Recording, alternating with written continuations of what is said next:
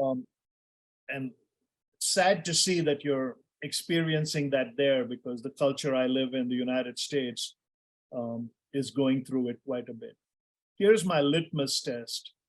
Anytime a Christian I talk to gives me answers, but before they give me the answer about their belief, they give 1,000 qualifying deaths, which means the reason I do this, I love everybody in this world, but what they are saying to you is, I'm going to have one of my feet firmly planted in culture and the other planted in this so-called religiosity that somehow will redeem me on Sunday. The church can never influence culture. It never has, it never will. Anytime the church has opened its doors to try to understand culture, it contaminated itself and culture changed it.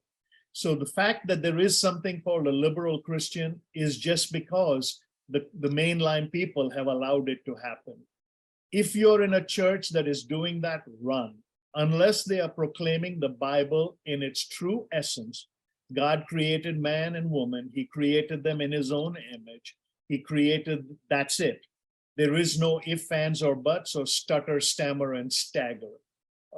I belong to an Assemblies of God church. I left a big Methodist church for that very reason, because they were acquiescing to culture and they said, we need to love. Hear me carefully, folks, and I know I rattle a lot of feathers, but I'm 61 years old and I'm closer to meeting him than pleasing you. So I'm going to tell it to you like it is. The moment we start dancing around the fact that we need to love the sinner but hate the sin, it's a nice placating concept, unless if you are dealing with people where society has redefined both sinner and sin. If they don't consider what they are doing sin and they don't consider themselves a sinner, what are we changing our strategy for?